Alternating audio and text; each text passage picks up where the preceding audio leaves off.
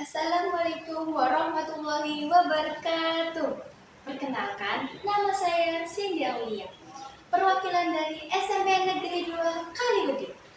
Saya akan membacakan cerita pendek yang berjudul Senja di Jembatan Pena, karya Pak Oge Hendrayana SP.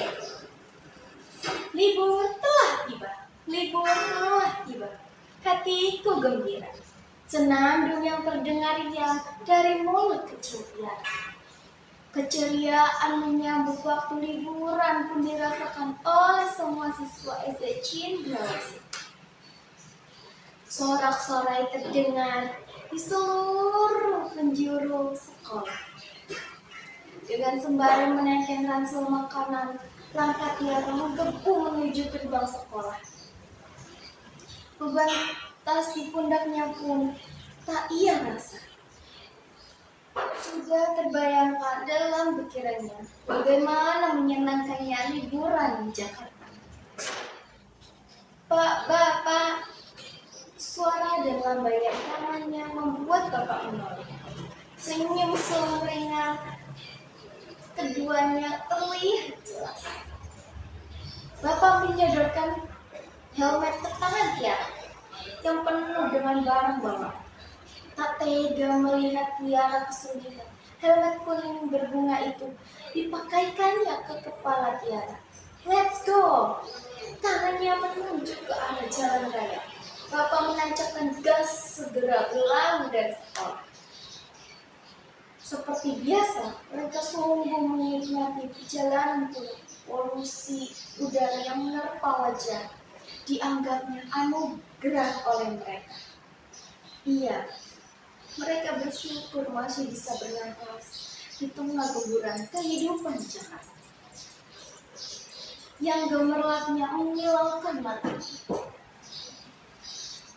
Pak, nanti kita mau jalan-jalan kemana ya? Suara Tiara tak kalah dengan suara besi kendaraan. Bapak tidak menggubrisnya. Motor itu terus melaju begitu saja. Sementara Tiara masih sibuk dengan permen lollipop. Namun, sesekali terdengar keinginan Tiara. Pak, kita sudah beberapa bulan di Jakarta, tapi belum pernah jalan-jalan. Bapak hanya menoleh melihat ekspresi Tiara dari arah kaca spion itu. Saat perjalanan pulang, Tiara, Bapak, dan motor tua itu melewati tumpukan sampah yang tingginya hampir 1 meter. Ih, jorok sekali! Tiara menggerutu. Masa iya, sampah ini masih tinggi gunung? Pemandangan yang menjijikan. Tiara pun menghirup bau busuk sampah. Sampai-sampai ia harus menutup hidungnya.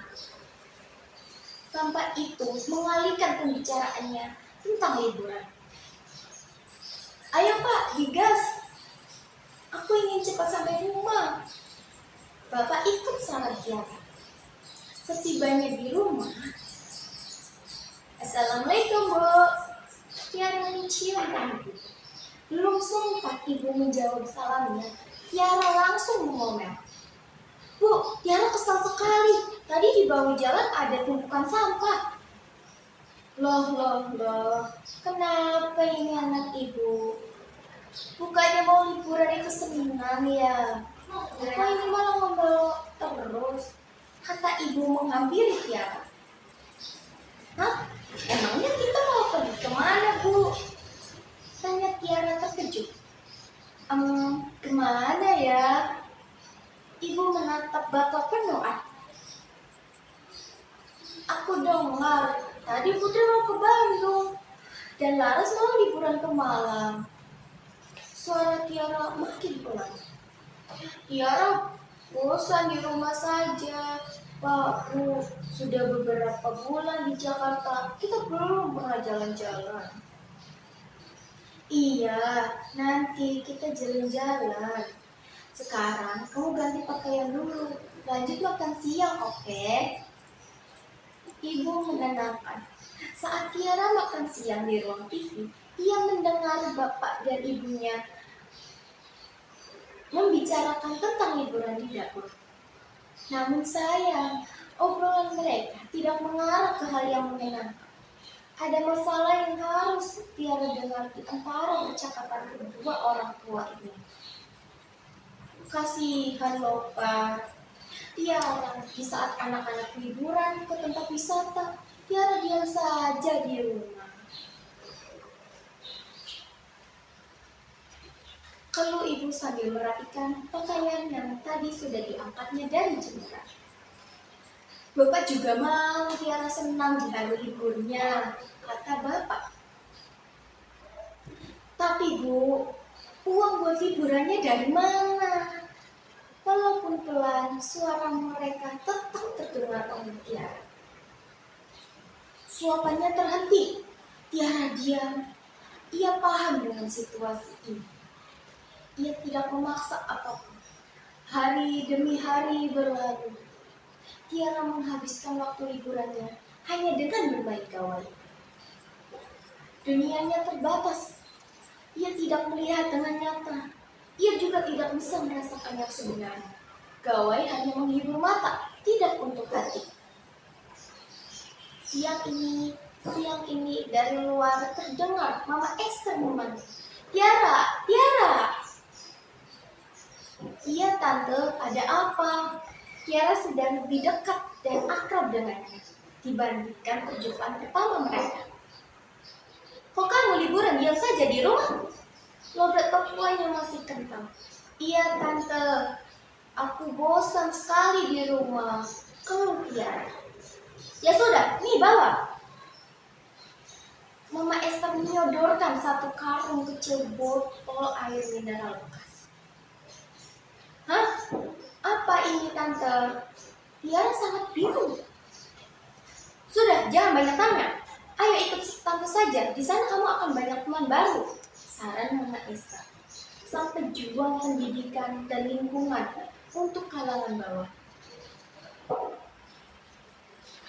Bu, aku mau ikut Mama Esther dulu ya. Tiara berlalu dengan salam. Iya, hati-hati ya nak, pesan ibu. Mama, titip Tiara ya. Mama Esther hanya tersenyum dan mengambil. Tante, memangnya kita mau kemana? Tanya Tiara heran. Namun, langkahnya tetap sigap mengikuti Mama Esther dari belakang. Tante, jangan-jangan kita mau ke kolong jembatan ya? Ujar Tiara yang membuat langkah Mama Esther terhenti. Matanya yang tajam memandang Tiara. Tiara pun dibuatnya gugup dan merasa bersalah. Mama Esther berkata, iya betul Tiara, kita akan pergi ke sana. Sesampainya di sana, tampak jelas kehidupan di bawah jembatan. Gubuk-gubuk berjejer, sampah pun tak dielakkan ada di mana-mana. Namun, ada senyum yang menyambut mereka berdua. Tiara dan Mama Esther disambut hangat oleh 7 orang anak yang menanti keduanya sedari tadi. Ketujuh anak itu adalah tunas bangsa yang tumbuh di tempat yang salah. Mereka memiliki kemauan yang keras untuk belajar. Namun, kehidupan memaksa mereka untuk memilih. Dari pagi sampai pukul 14, mereka disibukkan dengan mencari barang rongsokan. Bukan untuk menjaga lingkungan, tetapi untuk mencari uang. Di genggamnya sebuah pena dan buku lusuh, serta di hadapan mereka sebuah papan tulis yang tertancap miring di dinding depan jalanan. Mereka akan belajar. Anak-anakku, perkenalkan, ini ada teman baru kalian, yaitu Tiara. Lanjutnya, ayo beri salam Tiara. Selamat siang menjelang sore teman-teman. Aku Tiara, tetangganya Mama Esther. Senang berjumpa dengan kalian, ujar Tiara. Saat perkenalan di depan mereka, Tiara fokus melihat pada seorang anak kecil berusia 4 tahun yang membawa boneka beruang. Tiara sangat mengenal boneka itu. Lalu ia menghampiri anak kecil itu dan bertanya, "Dek, bagus ya boneka beruangnya?" "Iya kak, aku dikasih Kak Tiara dari SD Cendrawasih," jawab anak itu polos. Tertulis di belakang labelnya, Tiara. Benar saja, ternyata boneka beruang itu milik Tiara yang disumbangkan saat ada acara bakti sosial di sekolahnya. "Iya, itu aku, Tiara," jelas Tiara. "Benarkah?" Keduanya saling berpelukan. Tiara sangat bahagia. Barang kesukaannya berada di tangan yang tepat. Seakan boneka beruang itu menjadi penghibur anak kecil itu. Lantaran ia ditinggalkan ibunya meninggal dunia. Keduanya diberi tepuk tangan yang mengharukan. Tiara dan ketujuh teman barunya itu makin bersemangat mengikuti kegiatan dengan mengaji. Sambil duduk bersila, Tiara ingin lingkungan kita bersih dari sampah, Mama. Tiara juga ingin bumi kita sehat kembali. Tapi bagaimana caranya ya? Tanya Tiara. Mama Esther memberi solusi kepada mereka. Bagaimana kalau kita gunakan jurus 3R saja? Tiara penasaran. Jurus 3R itu apa, Mama? Jurus 3R itu berasal dari singkatan reduce, reuse, dan recycle. Jelas Mama Esther. Reduce berarti mengurangi sampah. Sarannya, misalnya, Tiara dan yang lainnya bisa membawa botol minum sendiri dari rumah untuk mengurangi sampah botol plastik. Reuse berarti menggunakan kembali barang bekas, misalnya kaleng bekas biskuit, bisa digunakan kembali untuk tempat menabung. Lanjut, Mama Esther. Recycle berarti mendaur ulang. Kalian bisa memanfaatkan botol bekas untuk dijadikan tempat menyimpan alat tulis. Itu artinya kita bisa menjaga lingkungan dan dapat uang juga ya, Mama? Celoteh Anton, salah satu ketujuh teman baru Tiara. Nah, itu hasil dari mendaur ulang sampah, kita bisa menjualnya kembali. Jadi, kita sekali mendayung 2-3 pulau terlampaui. Ujar Mama Esther setuju. Tiara dan teman-temannya mengangguk mengerti. Oh, begitu, Mama. Oke deh, kita mau coba jurus 3R untuk mengurangi sampah.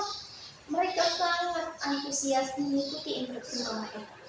Mereka membuat kerajinan tangan dari botol bekas. Semua gelap canda tawa, mereka bersaing di antara kedapnya jembatan.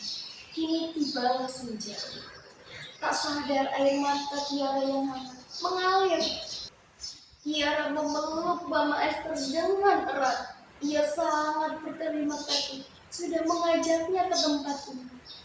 Di antara rindunya ibu kota dan tawa mereka yang berada di kolong jembatan membuat Tiara termenung dan selalu bersyukur.